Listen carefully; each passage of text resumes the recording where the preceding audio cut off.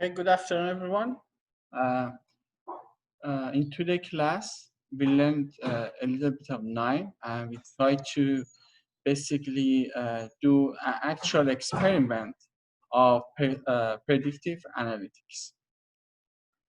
So Nine is a free analytical software. Basically, have you installed it before? All of you installed? If you haven't, I give you like 5 minutes. Shouldn't be very difficult. Just Google Nime download. And the first link,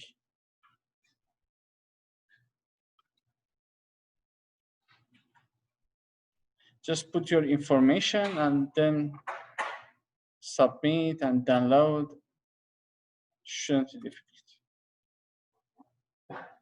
In the downloads tab, just select the first one.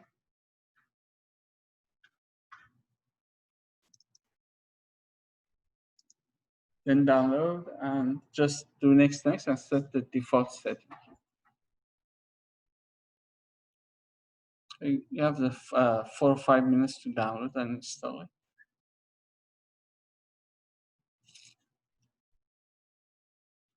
Also, after that, go to your class Moodle under week 4 class materials and download everything.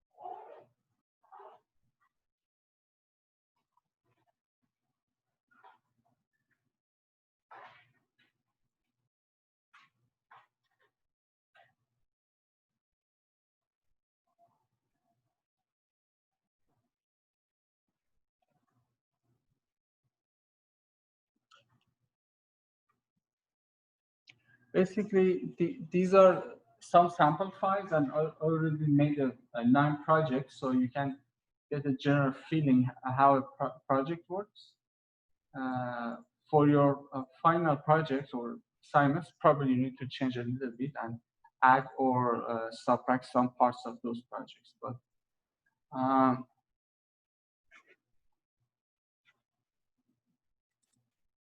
if you installed Nime properly, next to KNWF files, you should see a yellow rectangle.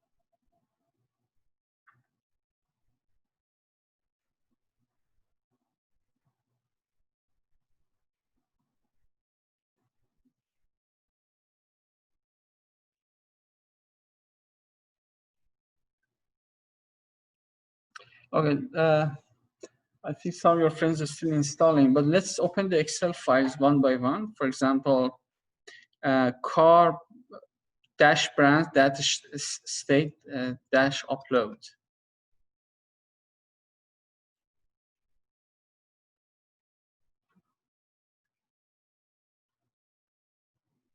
As you see, it's like a standalone table which has some car brands and the country that produced those cars. For example, Alfa Romeo is from Alfa or whatever from United States, Beta for Germany, and Gamma car for China. So these are just general names.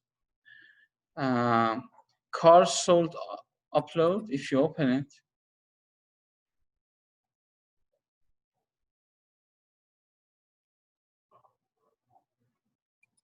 so you see we have brand name, color, production date, price in euro, owner, is it a company or private, used or new, and basically if it's sold or not. So basically there is some cars listed on a website and we want to see, let's say Craigslist for example, and we want to see based on the information we have. So it's brand, color, production date, price, owner type, and brand and new, could they be sold in a certain day or not?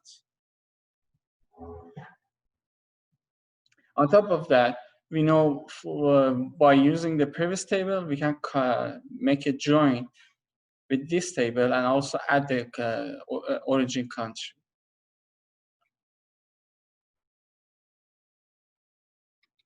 Or produce a certain country. So the other one, headcount requirement upload.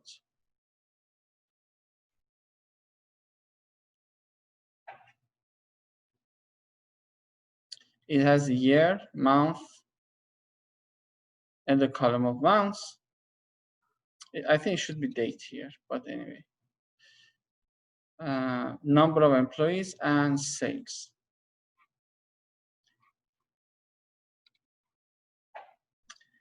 And the last one, new data Excel file.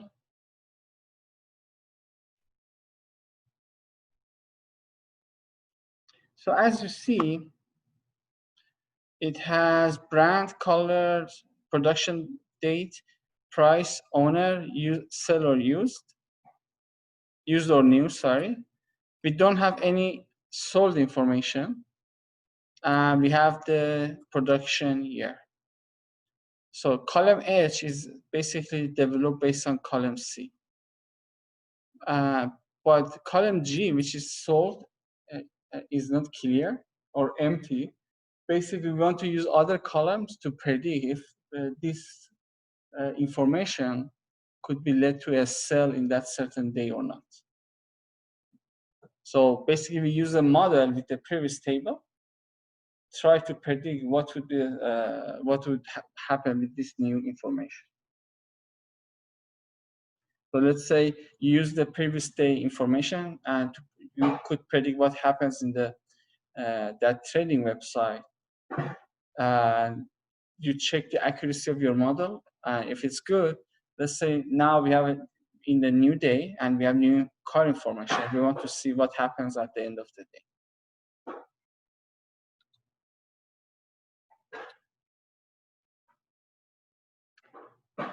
Any questions? Okay. Just if you already installed KNIME, you should be able to run them easily. Just click on ml-project1 knwf.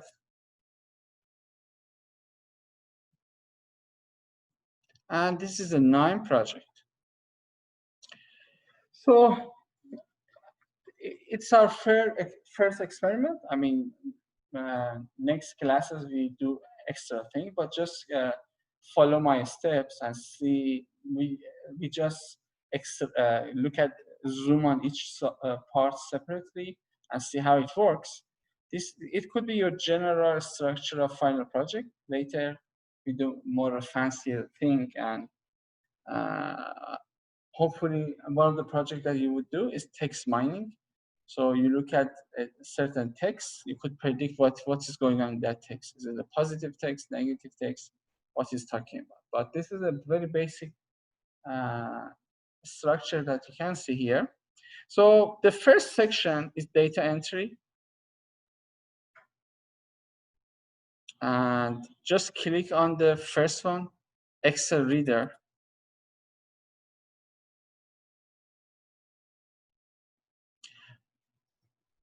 In the browse section, you need to look up this file name. Look up car-brand-state upload. So car brand state upload. Oops. Hi, Hamid. I didn't see your name screen. You cannot see my screen? I mean the Could you name. see now? The name. Hello? I don't hear you. So the other people over Zoom, could you see my screen? We can see now. Okay, great. So let me show it again. So in the data entry part, click on the first module. So the first part, you should identify your files that you want to bring into KNIME. So just click on Browse and select Car Brands State Upload.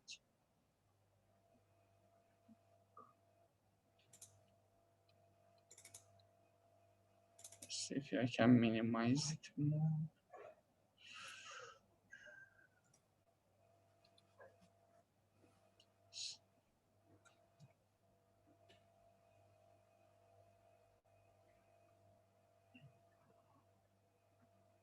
Name screen.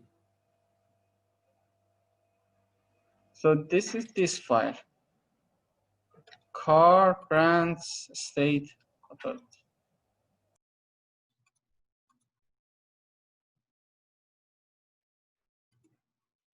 And in the Excel file, let me just open it again.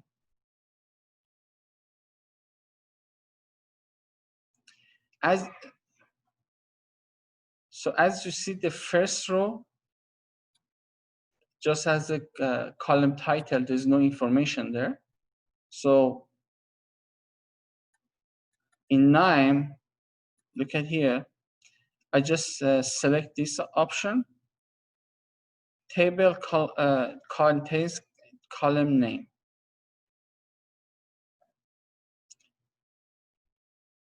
And you can see a snapshot of your data down there. So when you browse to the file, you should see what this exactly same table at the bottom of this section. Let me deselect this one and refresh the view down there. Now it thinks brand and state are not column name, and just select to column 0 and col 1, right? So it's not true. So again, I select table contains column names in the first row, refresh. Now the actual information is there.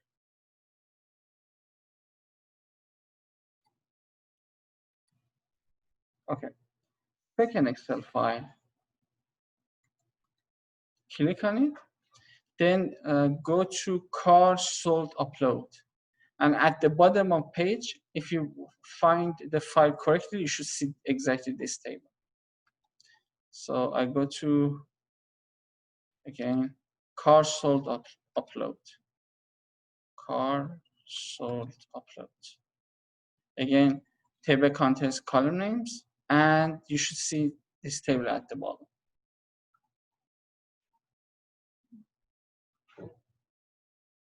So basically here, I just wanted to enter my data. I know for the car, I had two tables.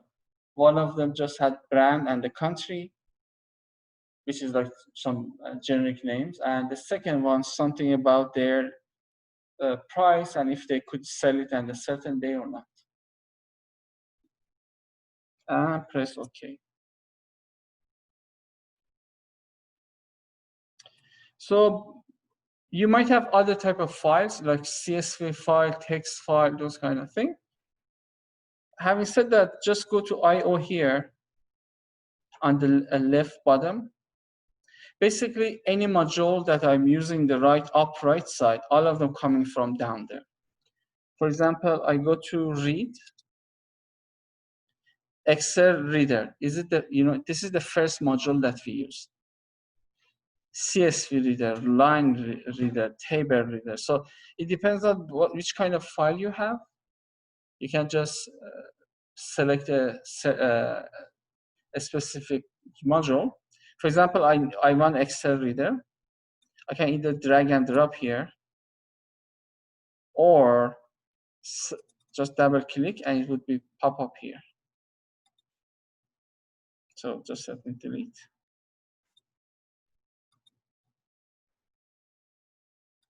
In some, when you search for data, maybe your data in the CSV, so you just select from here.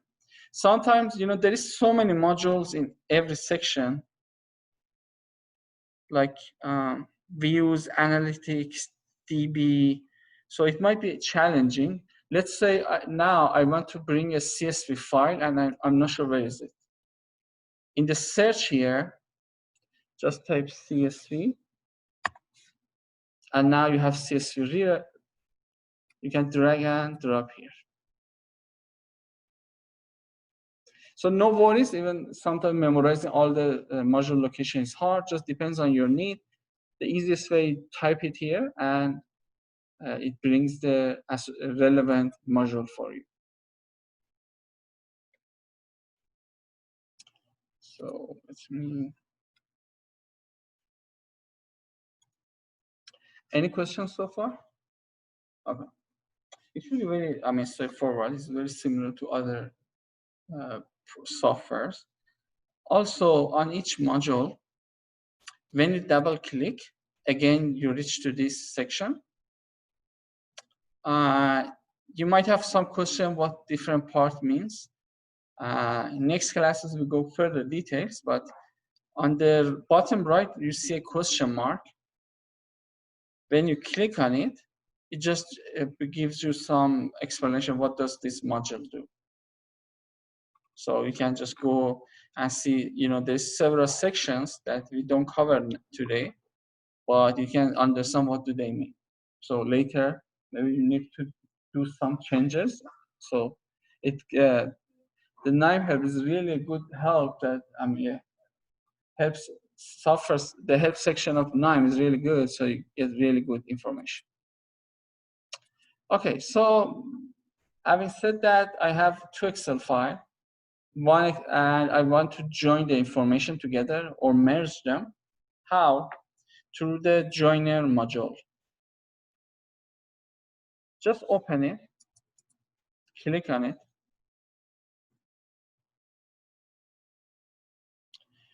So it just said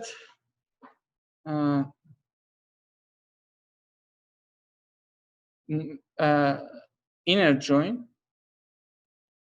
Inner join means I have two tables.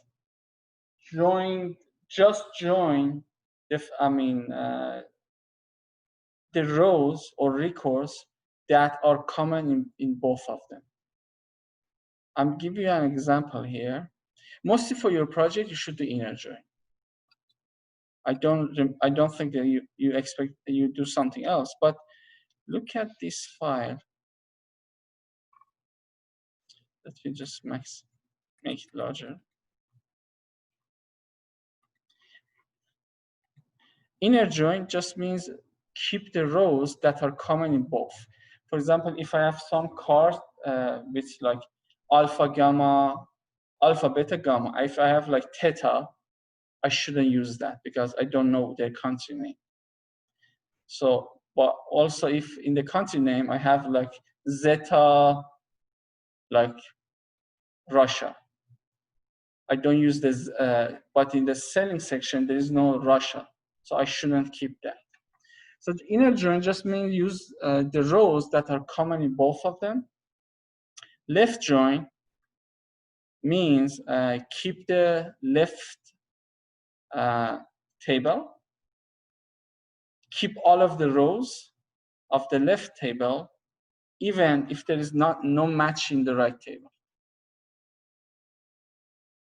Let's see as an example. For example, in that table, I have a car sold with the brand of Theta, and there is no Theta in the country table. In the inner join, I should drop the Theta because it's not in the second table. But with the left join, I keep Theta from the table that has all of the selling information, and just join alpha, beta, and gamma, because alpha, beta, and gamma are same in the second table. Right join is opposite. So basically, we just keep everything in the right table, and and join to whatever we have in the left ones. After joins means we don't care. Just join whatever we can, and just keep everything. Let's say in the country table, I have a car of Zeta made by Russia. There is nothing equivalent in the selling cars, so I have a row which just have two values, Zeta, Russia, and the remaining are empty. But in your project, I assume you just do inner join, which just means we keep the rows that are their identification or their key is existed in both tables.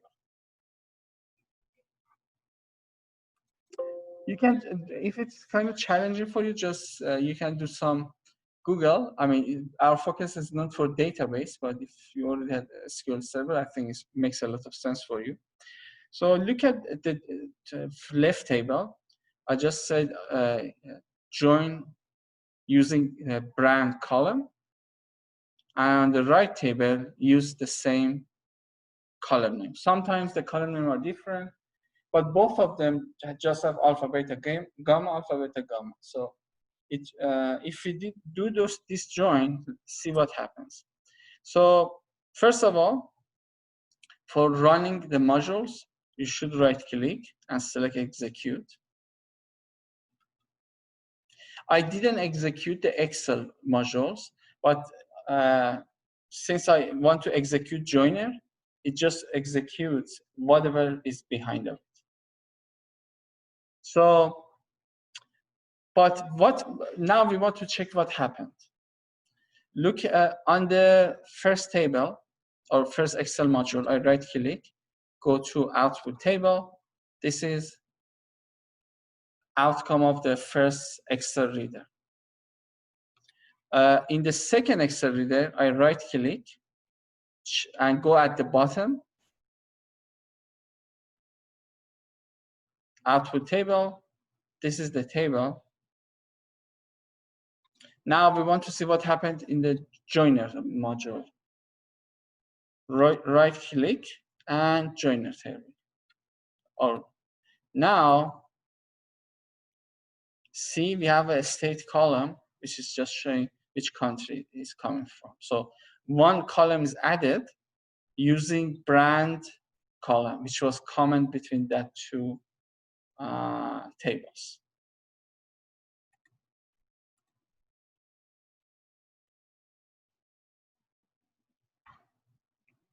Any questions? So from now, we just want to do some, get some descriptive statistics, some visualization, what is going on. It's much better to do it in Tableau, but here also you can do some visualizations, for example, or some filtering.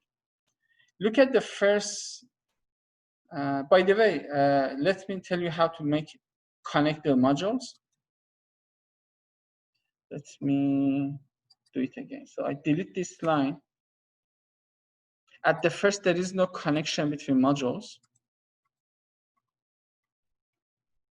Just select. But do you see, for example, Excel has a rectangle here, which means output. Joiner has two income variable. It just means it takes two variable from outside. What you do, take your mouse in the left rectangle and drag and drop in the right rectangle. Same for the other one.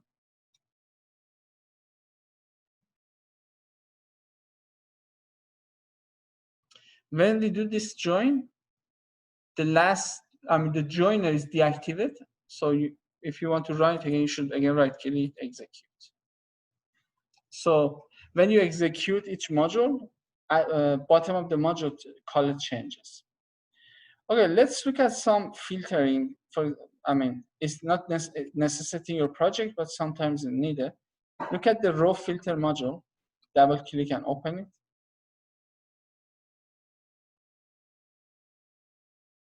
So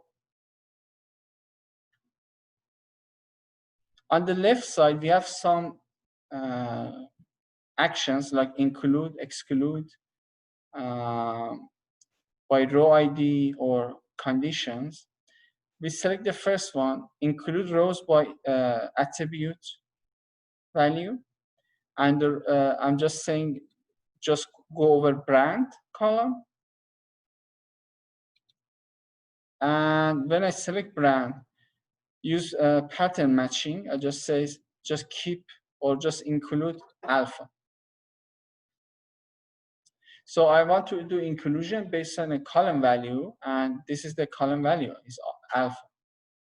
Okay, then I go for over new filter module, right click, execute, and let's see what happens. Again, for seeing what happens, right click and go to, at the end, you see a magnifier and a table. Look at the column table. Now I just have alpha. It just includes that one. You can do exclusion. So for example, here you can say, let's double click on the filter. You can say exclude by attribute value. Again, brand. Maybe I will say exclude beta. Just keep the remaining. Okay. Okay. Right click and execute. As you see, the short key for execute F7. So you don't have to right click execute. You can just press F7 and execute the module. Now I want to see what happened. Right click, go to the last option. Now I just have alpha and gamma, beta is excluded. And same for others. Just as a practice, just try different filtering. And in your project, you may not need that. It's just some practice. Column resorter. I think it's very intuitive. You change the order of column names. Double click. So this is my column name. I can say sort them as A to Z, Z to A, or just, for example, owner. I want to change, put it in the up. I just select up, up, up, just taking my owner column to be first one, or moved first, used new, moved last, maybe sold, move last. So you can just play with the order of columns. This is not that much important actually. Okay. Right click, execute, and see what happens. Sold is the last, owner is the first column.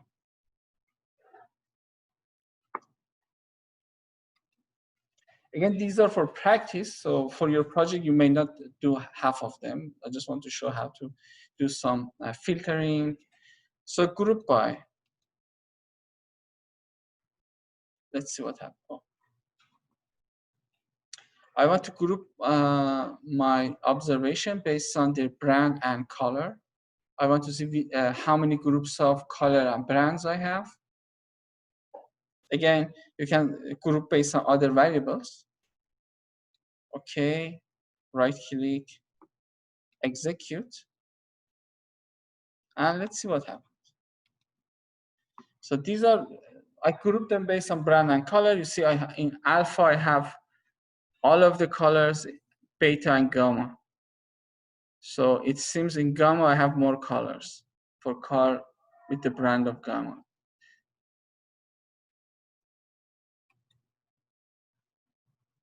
And pivoting, just open. So we want to do pivoting over brand.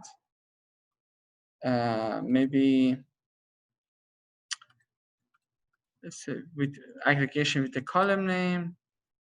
It's a big thing. I mean, just I want to show you some general reporting. So let's execute, right click, and pivot table.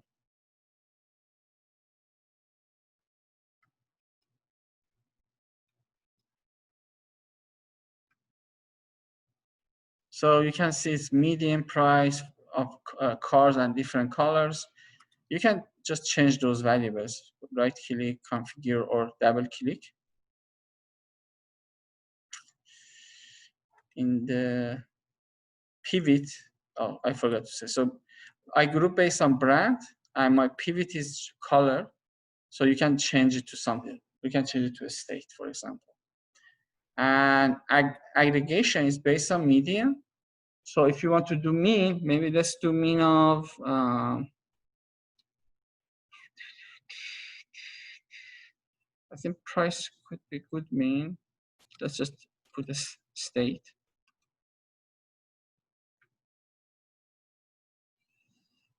And mode.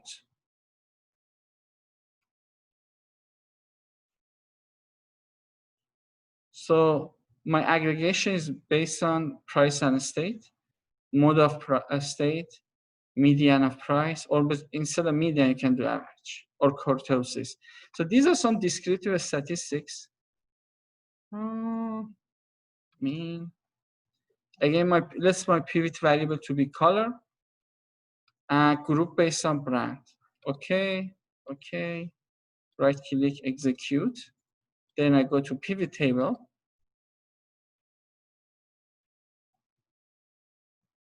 So you can see the country mode, colors, and like different prices. So these are basically some descriptive statistics on how you do filtering.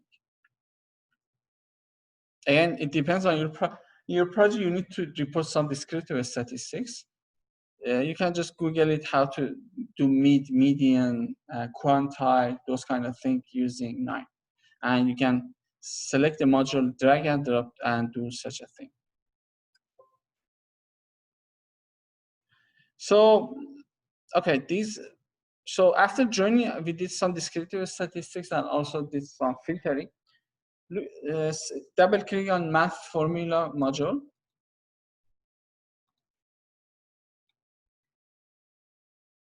So now here, I'm just defining a new variable and the expression. I'm just saying if the price column more than price based on euro is more than 20,000, make it 1. Otherwise, make it 0. And in the append column is my new column. So I'm making a new column of append price evaluation with this condition.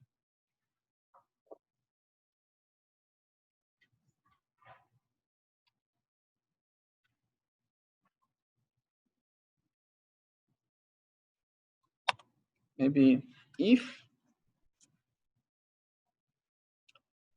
let's say, $.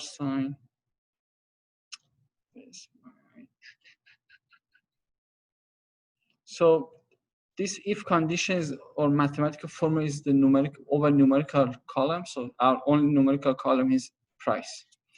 So, okay, let me just delete it again. Select price.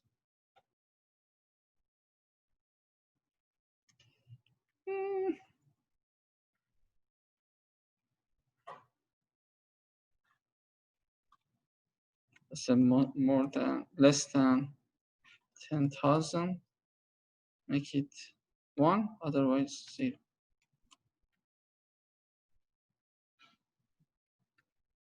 Yeah, I can delete the first one.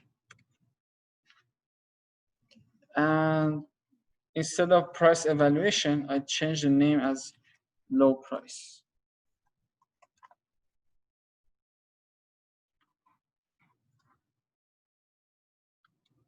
Okay, right click and execute. So now if I go to what happened in output data, you see now I have a low price column, so new columns create.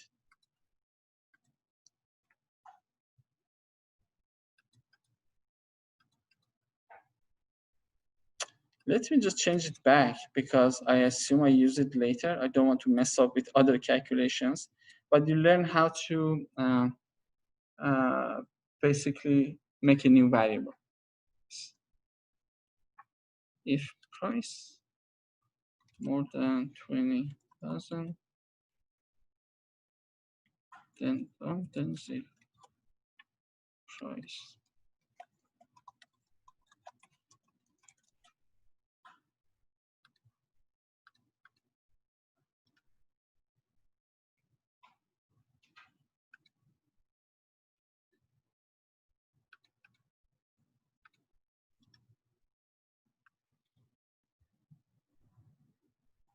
Look at my production or produced column, which has talking about the production date. So my data is in the like not a nice format. I have year, month, and day.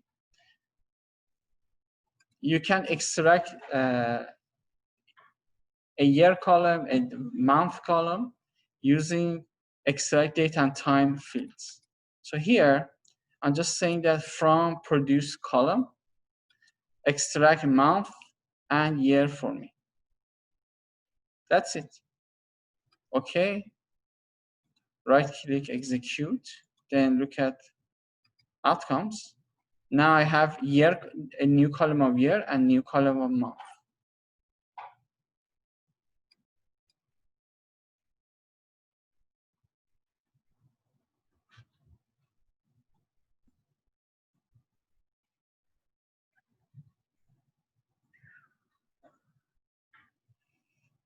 Any questions so far? Okay.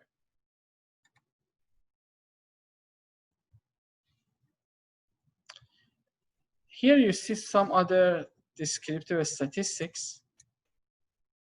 For example, how to make box plot, a scatter plot, and some general statistics. Click on the statistics.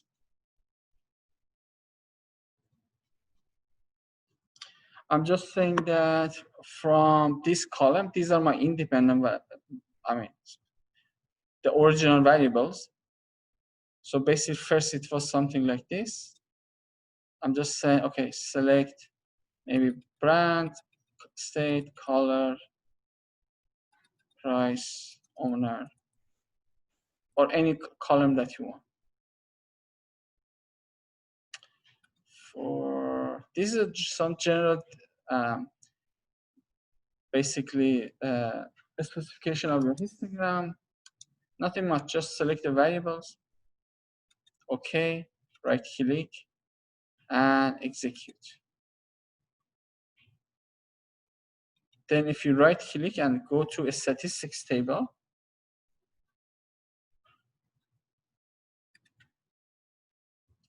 so for each variable, you can see general characteristics. For example, for price, mean, max, mean, standard deviation, variance, skewness, kurtosis, so on and so forth. And like same for other variables. And also you can see the histogram.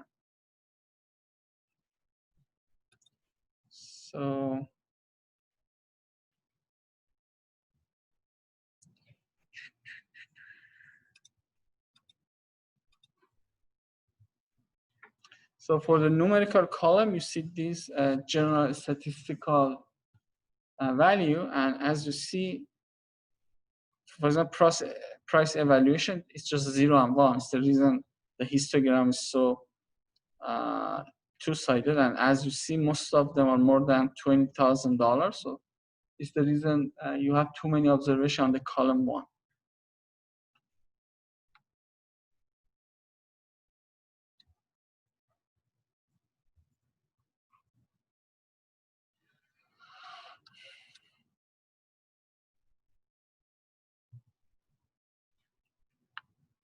So box plot, again, right click, just double click.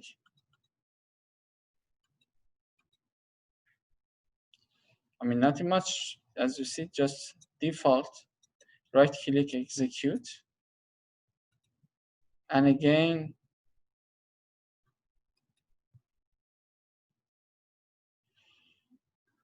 so as you see, this works with the numerical column of price and price evaluation. And you see some general statistics like quantile, maximum, minimum, and so on and so forth. So a scatter plot. In a scatter plot, you need to identify what is your X and Y variable. So my X is price, Y could be price evaluation, or let's just select color, for example, or any other two variables. So in a scatter plot, you just need to identify what is your X, what is your Y. Okay, right click, execute.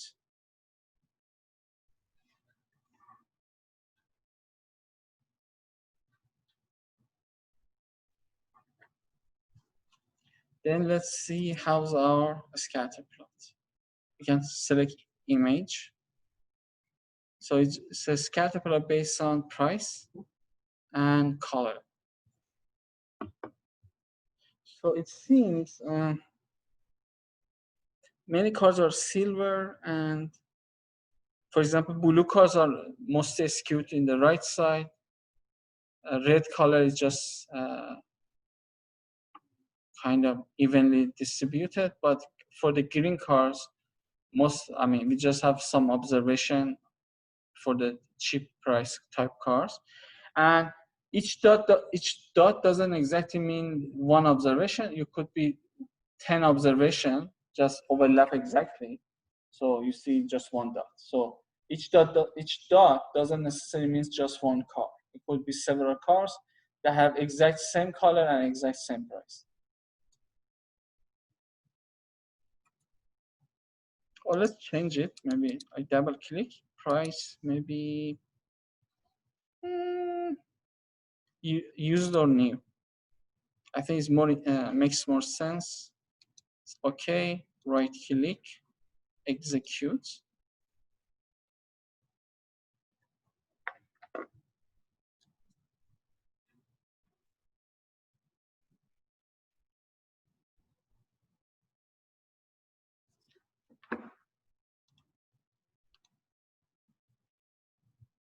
As you see, now you can make better insight here.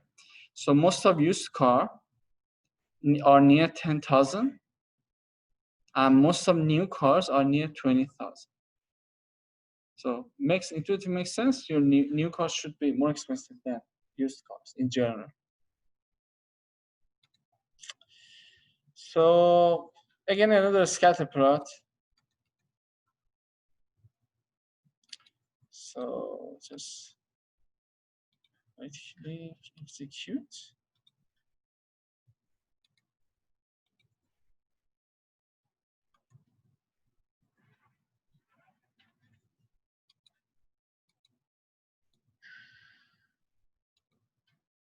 Just countries versus brand.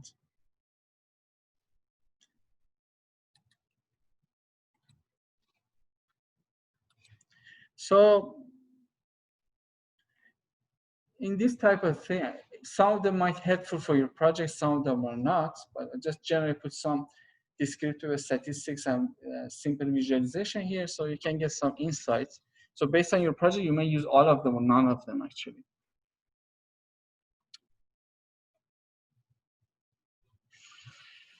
Then look at column filter. Again, is a filter. which means we exclude some columns or include some of them. So double click.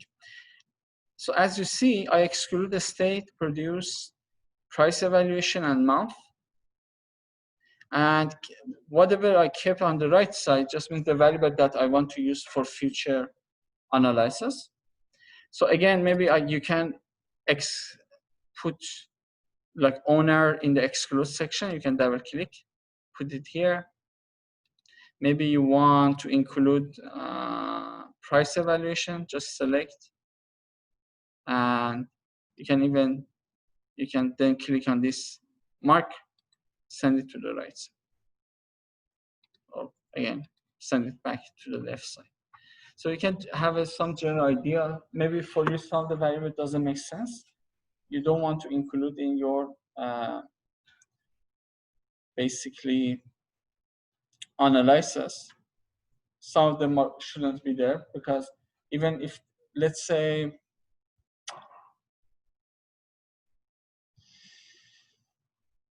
you don't, for example, here color makes sense. Because maybe some colors are more interesting for buyers. But let's say I want to look at someone's survival chance, and I include their color. Your model might be, I mean, people might talk about racism, and you shouldn't consider that variable. So sometimes even makes sense somehow to include some variables, but because of politics, we don't want to talk anything about that. Again, right click, execute. I mean, the next one is not that much necessary. We just want to just paint some colors based on we want to paint some rows based on certain values. Let me just double click. For example, sold, if it's no, make it green. If it's sold, make it red. Or you can select color. And the black should be, where is that? Should be black. Blue should be blue. Green should be green. Or this green. Red should be red. Silver. No, silver. Let's say this is silver. Or maybe this is silver. Okay. Right click and execute. Now look at your table. So if you right click and select table with colors, now you see based on the colors, they got different color labels. So it's not necessary. Again, some of these modules may not be even relevant to project, but it just, when I look at my data, it just gives me a general sense about coloring. It seems for me that silver and blue colors are the most colors. And it seems just I have one green color.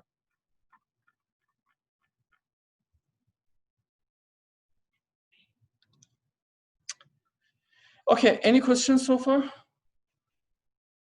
So far, what we did, we did some data preparation, some basic statistics, some basic visualizations. We filter out some rows and columns. Again, at the end of this modeling, we want to see if some certain cars could be sold or not. We want to predict if we can sell them or not. So either they sell it or they couldn't sell it. If it's a finance case, maybe you can predict what happened tomorrow. Is it the specific stock market goes up or down? Or for health, let's say you want to predict somebody can survive at 5 years, yes or not. So this is a very basic dependent variable. It could be categorical.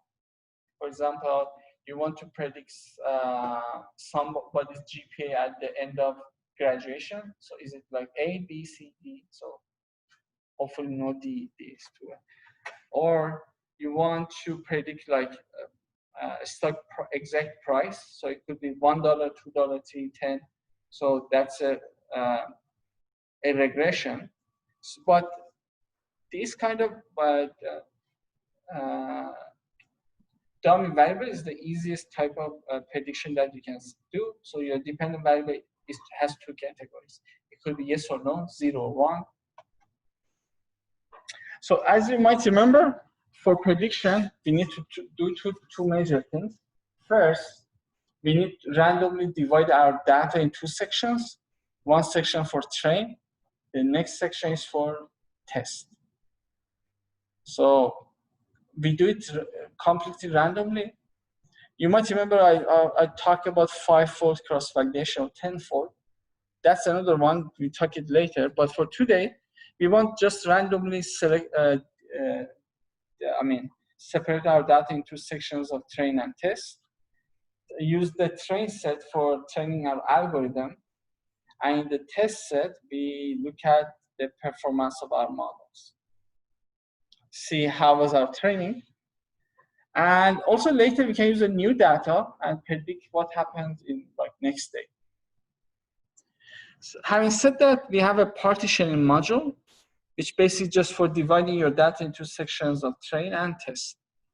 If I click on it, I just said relatively divide, make my train section to have 80% of my data. That's it. Or it could be 75. Or 70 or 80, whatever. This is an arbitrary number. Any number between 70 and 80 should be fine.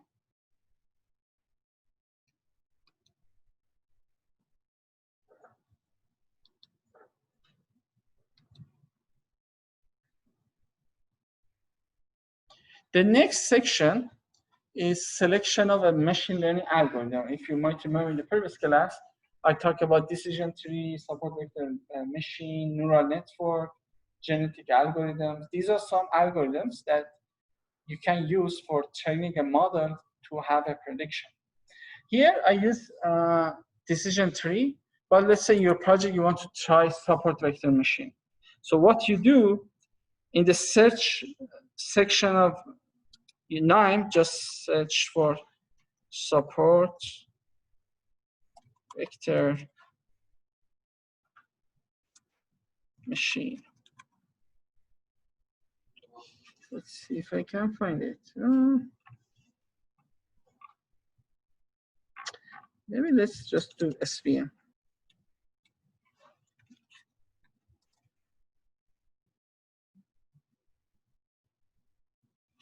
Yes, they have SVM. It's another algorithm.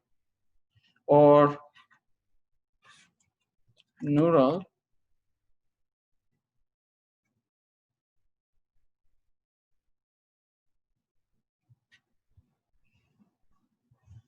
I'm not sure it's a neural network or not, but it could be. Maybe it's NNet here.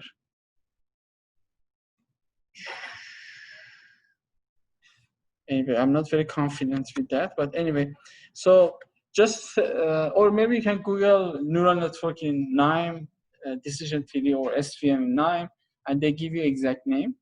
Anyway, so I dropped decision tree module. This is a machine learning algorithm that I want to train using our data. If you click, so the first column is your dependent variable or class column. So we want to predict if we could sell it or not. So my dependent variable is sold. Quantitative measure, just let it out to be default. And no pairing. I think just let them remain to be default. So just identify your dependent variable. Then okay. So I right click and execute. So now I train the decision tree algorithm over my train data. The second outcome of the partitioning goes to decision tree predictor. So I train a model. Now I want to use it to predict my test set. Then I can evaluate how's performance of my model. So for predicting the data of the test set, I need to use a predictor module. So it's the reason I'm using decision tree predictor. If you click on it, I think let's just set it at default. So it needs two input. The first input coming from the model that is trained. The second input is the test set coming from partitioning module.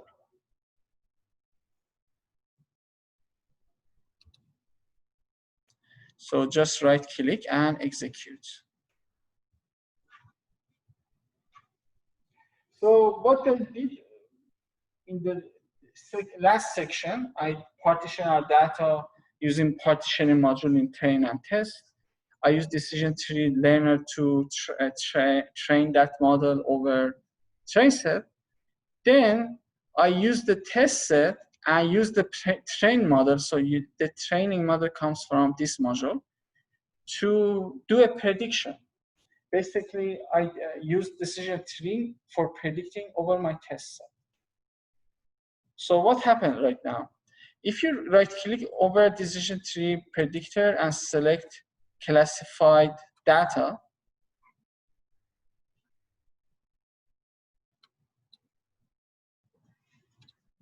look at the, focus on that two columns. I have a sold column and prediction sold column. So sold is the actual value of the test set. Prediction sold is what my model predicted. In some cases, we have true predictions. But look at this row number 3.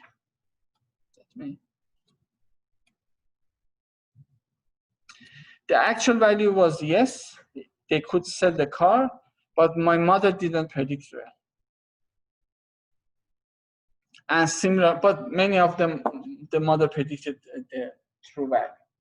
Now, I have a test set that I use my model to do prediction. So now I want to check the performance of my model. Is it a good prediction overall or not? So I know in some cases, the prediction is not correct, but I want to see how good is it. Having said that, you need to have a scorer module to just measure the score of your algorithm or the accuracy of your models.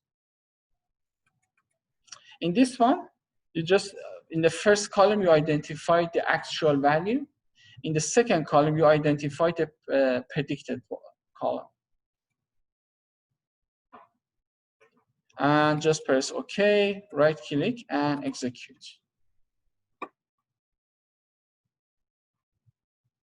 Again, you can right click and check confusion matrix first. So in the confusion matrix, we can see true positive, true negative, false positive, and false negative. Also, you don't need to calculate by your hand. NIME calculates for you. Again, over a scorer, right click and go to the last one, which is on accuracy statistics. So you can see precision, recall, sensitivity, specificities, all of them for each category. And also you can see the overall accuracy. So the overall accuracy is 82%. It is fairly acceptable, so it's not too bad. So 80% of time, you do a right calculations.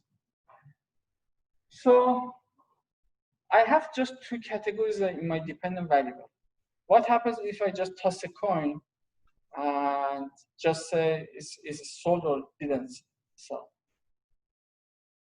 I just randomly just say this car sold, not sold.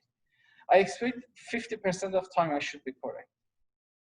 So actually that 50% is a threshold to just say if you are better than, too much better than 50%, good model. If it's near 50% or less, you have a terrible model. So all of your efforts doesn't worth it. In some cases, you expect near 90%, but 50% is just base rough estimation, just base threshold.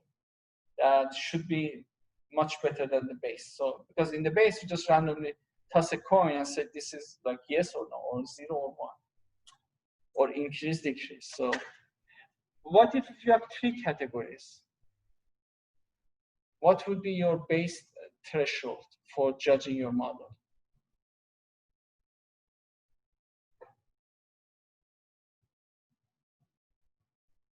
When you have 2 categories, your best threshold for random prediction is 50%. Yeah, 30. So when you have 3 categories, your prediction shouldn't be close to 33%. If it's close to 30%, there's something wrong with your model. It should be much better than. And so 50% or 33%, or for 4 categories, 25%, or just very base random prediction.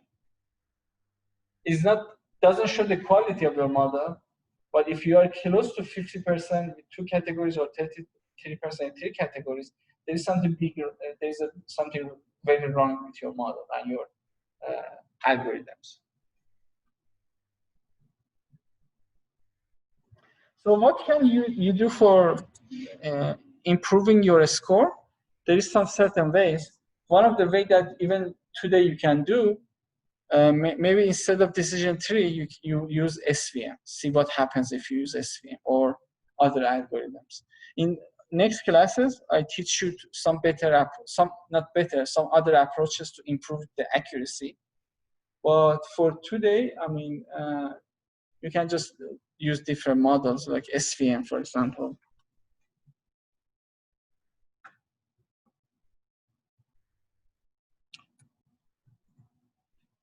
So here we have SVM predictor and SVM learner. So similar to decision tree learner and decision tree predictor. So you can try SVM, see what happens to your model. Is it now you have a better accuracy or less accuracy? Let me just delete. So today case, our data set is not too large, so modeling happened very fast. But some cases, your model is very large, you have too many data, and maybe when you run model, it takes like 2 hours to train and predict your results. So we can save our model, what we use for prediction, for future reuse. So we need to export our predicted model or our trained model. We use it with PMML writer. You got this red module. It just save all of the, it just save your the model that you trained. If you double click, you just browse to a location and just put a name and save it for future use. So PMML writer is just a module that export your model for future use. Again, right click. Oh, I think there is something wrong with this one. Save.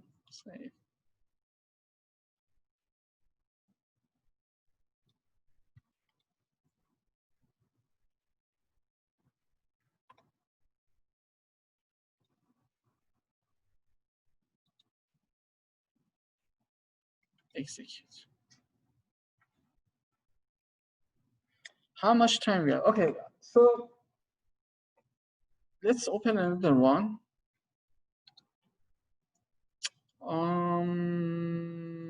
Okay, open the last one, PMML car predict.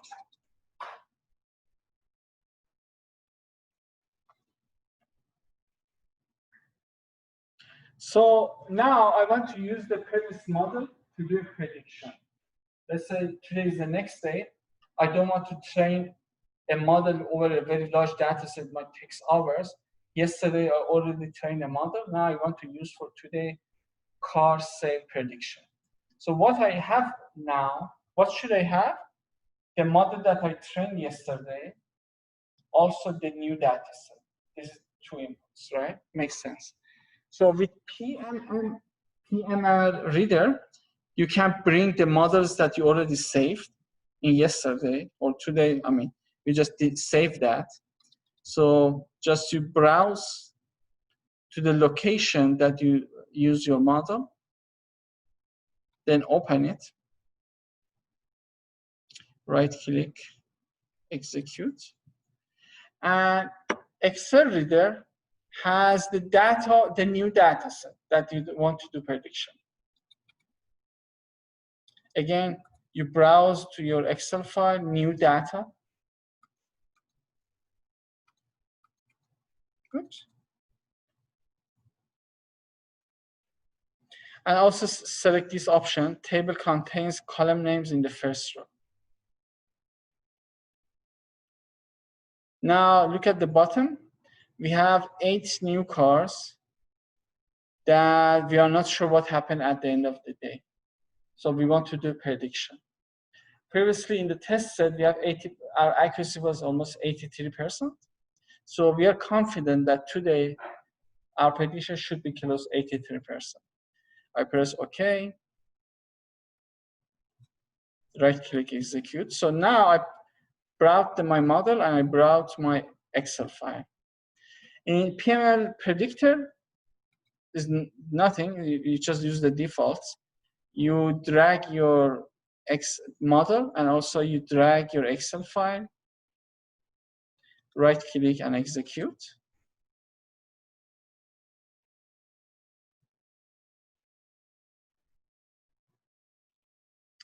So let's say this is the beginning of the day, and I brought the new data set into my model. And using the model that I created yesterday, I did prediction. So, but my question is that, could I understand the accuracy of my model with the data?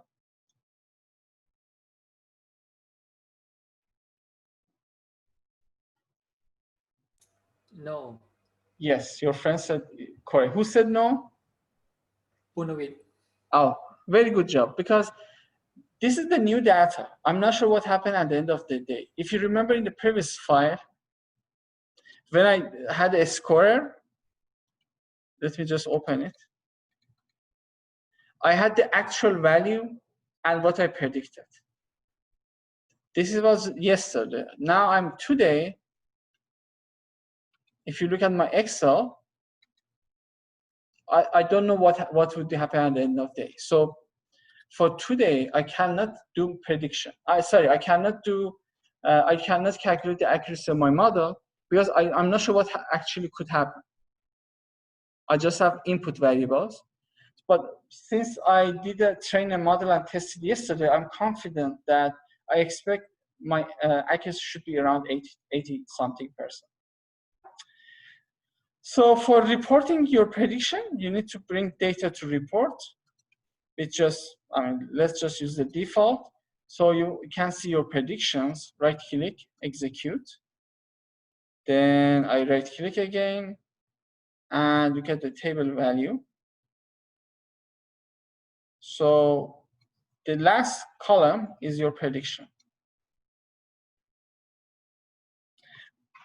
But again, this is the today data. I'm not sure what happened at the end of the day. I don't have the actual value, but I can assume from this card, it seems I could sell the first, second, fourth, fifth, and the last 2 cars.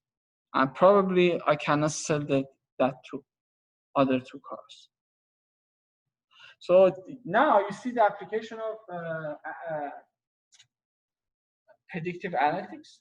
Basically, you train a model and test your model to be confident about your model. And you can use it for business decision in the next day. I know it might be a little challenging. It's first time you're opening 9, but I recommend to just play with these 2 files. See, maybe you can use SVM, or maybe I put some visualization, this gives the statistics. Maybe you can Google and find other statistics like how to make histogram, or like other figures, maybe correlation figures. Maybe you can you might remember I talked about multicollinearity, and I told you when you have some columns are correlated with each other, at the end it might be harmful for your prediction.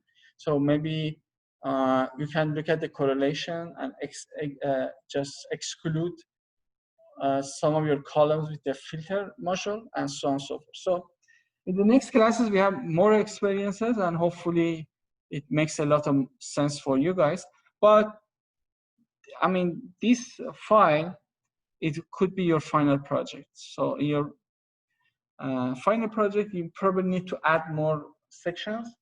Maybe instead of just one algorithm, which is decision tree, maybe you need to try other algorithms and report me the best one. Or maybe in the math formula, maybe you need to make more math formula module to make new variables, not just one. Maybe you make it like 3 or 4, use 3 or 4 modules to add more variables.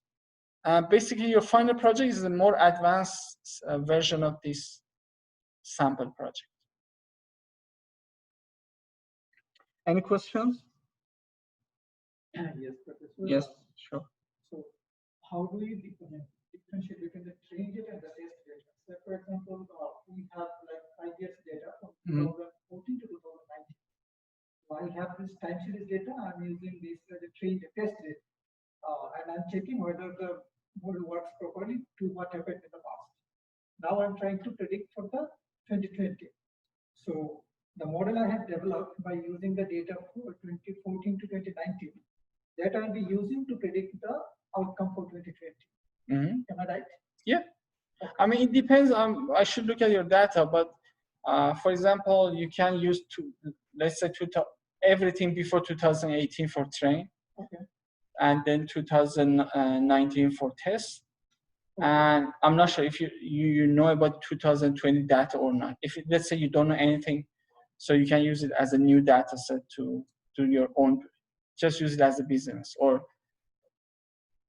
maybe you can use 221 as a new data. I mean, it depends. Sometimes you don't have new data. You just have the old data, so you just have train and test. Yeah, so that's the confusion. Like, for example, in 2021, all the variables I have to predict. All forecast, I don't know anything about it. For 2021, you just predict one of them, not all of them. Other variables, like, I mean, in some cases, like what you're saying, basically you don't have a future application. So maybe that project, you can use that project for finding correlation between variables. For example, when you do prediction, let's say you want to predict the import and export. The actual prediction is not that much a point. You can say, for example, with this model, which I explain later actually, the important variable in export are maybe currency exchange rate, maybe GDP, those kind of things. So you find important variable in a prediction, not actual prediction. Maybe there's not that much a point for you. So there is 2 outcomes in predictive analytics. The first outcome is, in some cases, like a stock market, actual prediction is important. In some cases, maybe general economy or healthcare, you want to see what variables are important for an outcome. Okay. So, for example, blood pressure, weight, BMI, or in your case, maybe exchange rate, GDP, population, those kind of things. Okay, so what are the factors that are important to predict something? To an outcome, yeah. So any question from people over Zoom? Okay, so if there is no question, that's for today. In next weeks, we have further models and we do more experiments. So hopefully it makes a lot of more sense. And we investigate other cases, for example, how to improve accuracy of a model, or what other outcomes we can get. For example, here the outcome was the accuracy. Maybe some model will take care of the important variables. Okay, cool. Thank you very much and have a great rest of the week. Hopefully this time we could save it.